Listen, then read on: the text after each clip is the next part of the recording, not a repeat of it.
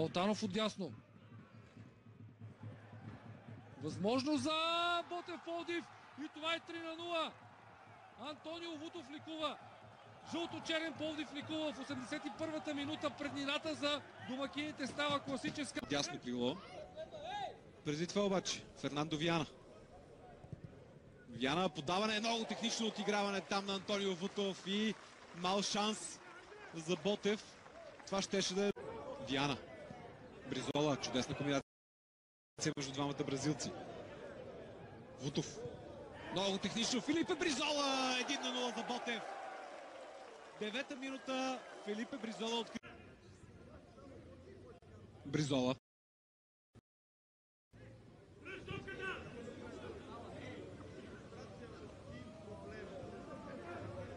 Антонио Вутов. Ново подаване. Повече, за съжаление, няма твърде много публика по трибуните. Няма да бъде подобрен антирекорда от матча между Монтана и Верея. Тогава 28 човека имаше на трибуните. Сега малко повече, но все пак. Фернандо Виана. Центрирането е към Неделев. Сергей Георгиев се вне минута най-вероятно. Ще е добавеното време. Вутов. Проблеми за Славия в защита. Антонио Вутов задържа. Преминава през двама. Стреля 2-0 за Ботев.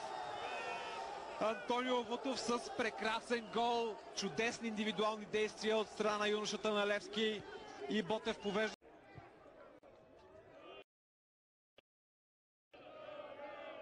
Балтанов. Вутов.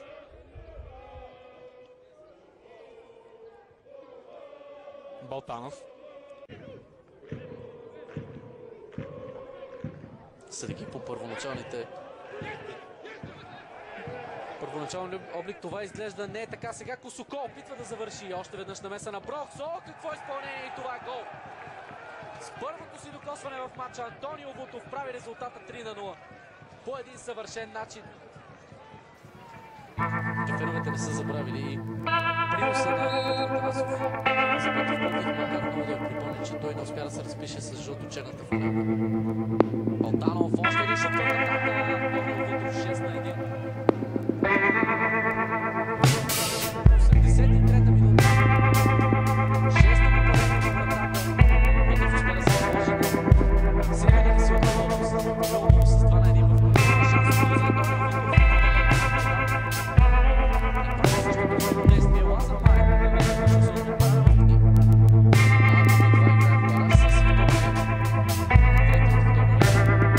За да се определи как ще изглежда пейзажа на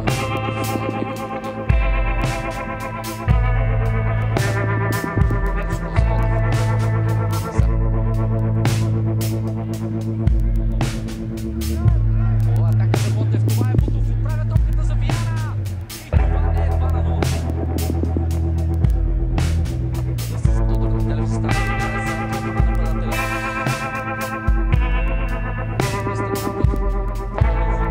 Изцяло на левия фланг.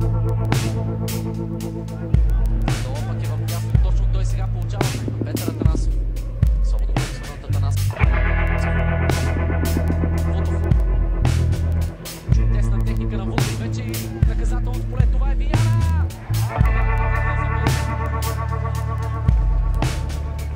Ще трябва да доиграе срещу Ботев с човек по-малко. При всички положения настоящата перспектива изглежда добра пред домакините. Обаче Ботев ще успее да използва по оптимално добрия начин.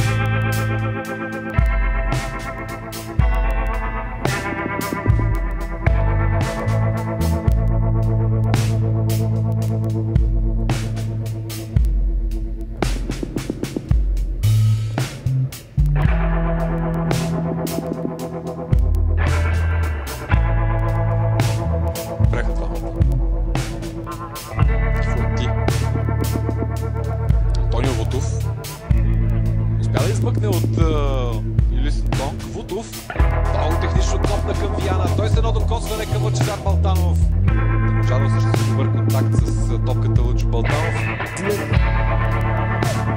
Страхотна техника там. Добра комбинация, възможност за България. Дали това ще бъде 2-0? Да. 2-0 за България в 35-та минута. Дори веднъж българските младежи бяха пети на последното пето място в своята група. Сега хубаво подаване за Десподов. Излиза обаче Кожухаро предвидливо, ликвидира опасността.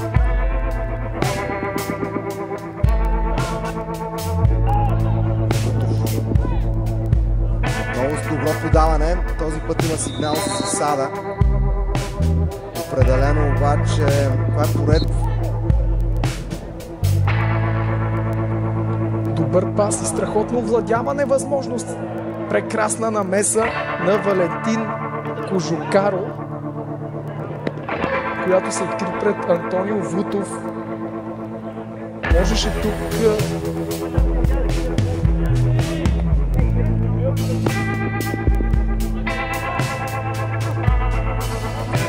Добра игра на Антонио Вутов, подаване за Десподов.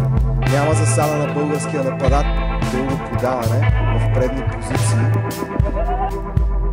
Александър Георгиев назад за Антонио Вутов, който ни показва част от своя технически арсенал. Per Rainone che preferisce metterlo fuori. Vito Francesco lo recupera prima che esca fuori. Vutov, ancora Vutov, entra in area di rigore, ancora Vutov, prova la conclusione Ginestra con i pugni, deve respingere, poi l'intervento di Vito Francesco che adesso prova il cross, mette in mezzo, ferma il suo posto da titolare, strappato a Gomis. Torromino intanto, questa azione, il tiro in porta, Ginestra, l'intervento, partita che si accende proprio lo scadere, il pallone che esce di poco al lato, si arrabbia.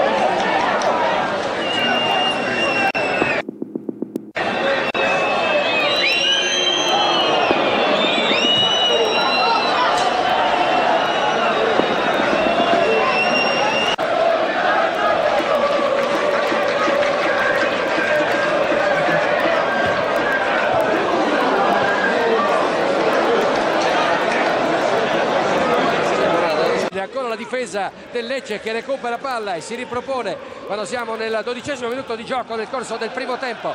0-0 ancora allo stadio di Via del Mare. Ora prova l'incursione, si accentra e conclude con il sinistro e c'è il gol del Lecce, il gol del Lecce con Vutov.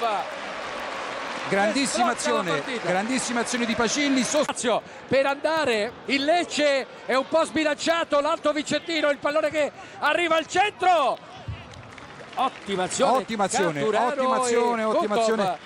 Sviluppata tutta in velocità. Stazione allontana Fiordilino. Vutov. Il tunnel ai danni di un avversario, guarda in mezzo, troppo profondo. Un evento che vuole mantenere le distanze di vantaggio sulle inseguitrici, in particolare sulla coppia. Топката в аут. Ред е на нашите национали да опитат нещо интересно. Хубав удар, но над гредата. Атака само с 3 докосвания.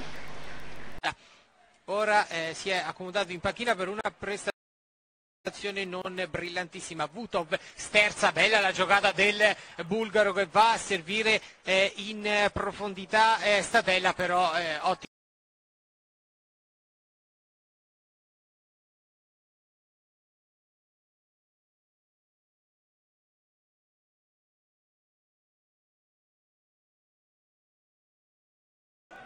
Che ruba palla e poi il cross verso il centro e ora Vutov che cerca di partire, azione del Cosenza, fermato Vutov, calcio di punizione e sarà anche il primo cartellino giallo da parte dei giocatori del Catania con Di Cecco. Poi ancora Pinna, Vutov, la sua carica esplosiva, cerca di superare l'avversario, mantiene il pallone in campo, Pinna, può andare alla conclusione Pinna, il dribbling ancora, la palla per Arrighini. Vutov può scattare centralmente, parte Vutov, davanti a Liverani, Vutov in caduta, va giù, che c'è? il calcio di rigore, l'espulsione. Mani nei capelli, tensione alle stelle al Savito Marulla. Vutov contro Liverani, parte Vutov, la conclusione della rete. Il bulgaro Antonio Vutov sigla la sua prima rete in maglia rosso-blu e va ad esultare sommerso da due spagnoli. Riverola sulla sinistra, intanto attenzione, l'arbitro qui giudica regolare la spinta su Angelo e poi Vutov esalta